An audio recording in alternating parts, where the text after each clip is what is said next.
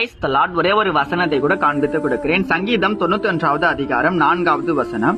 அவர் தமது சிறகுகளாலே உன்னை மூடுவார், அவர் செட்டைகளின் கீழே அடைக்கலம் புகுவாய். இன்னைக்கு ஆண்டவர் நம்மளை பார்த்து சொல்றாருங்க, மகனே மகளே நான் உனக்கு அடைக்கலமா இருக்கிறேன் அப்படின்ட்டு.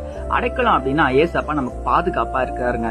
இன்னைக்கு நம்ம வாழ்க்கைக்கு ஒரு பாதுகாப்பு தேவைப்படுதுன்னு நம்ம வேலைக்கு போகும்போதும், ஸ்கூலுக்கு போகும்போதும், காலேஜ் போகும்போதும், நம்ம பைக் ஓட்டும் போது, கார் ஓட்டும் போது, நம்ம எல்லாம் செய்யற எல்லா காரியத்தையுமே நமக்கு ஒரு பாதுகாப்பு தேவைப்படுது. நம்மள ஆண்டவர் பாதுகாத்து கொள்ளணும் நம்ம எதிர்பார்க்கறது தானே. ஏசப்பா நம்மள பாதுகாத்து கொள்றதுக்கு தயாரா இருக்காரு. ஆனா நம்ம ஏசப்பாவுடைய கரத்துல இருக்கிற பிள்ளையா இருந்தா மட்டும்தான். நல்லா யோசிச்சு பாருங்களேன். ஒரு விலங்குகள் பாத்தீங்கன்னா அவங்க அம்மா கிட்ட இருந்தா மட்டும்தான் அந்த விலங்குகள் பாதுகாப்பா இருக்கும். உதாரணத்துக்கு சொல்லணும்னா நீங்க ஒரு புறாவை, காக்காவை நீங்க ஏதாவது கூட எடுத்துக்கலாம் விலங்குகள்ல. அது போல நம்ம வாழ்க்கையில கூட பாத்தீங்கன்னா மனிதர்களாகிய நம்ம கூட ஏசப்பாவுடைய கரத்துல ஏசப்பாவோடு கூட இசைந்து வாழ்ற ஒரு வாழ்க்கை வாழும்போது நம்ம கூட பாதுகாப்பா இருக்கும்னு சொல்லி இன்னைக்கு ஆண்டவர் நம்மள பார்த்தாங்க சொல்றாரு. ஆபிரகாமுக்கு ஆண்டவர் வாக்கு கொடுத்தாரு. ஆனா அந்த வாக்கு நிறைவேற வரைக்கும் ஆண்டவருடைய கரத்துல தான் ஆபிரகாம் இருந்தாரு. அதே போல ஆண்டவர் ஆபிரகாமுடைய வாழ்க்கையில செஞ்சாரு. இன்னைக்கு உங்க வாழ்க்கையில என் வாழ்க்கையில கூட ஆண்டவர் பல நன்மையான காரியங்களை செய்யறதுக்கு காத்து கொண்டே இருக்காரு. ஆனா நம்ம என்ன பண்ணோம்?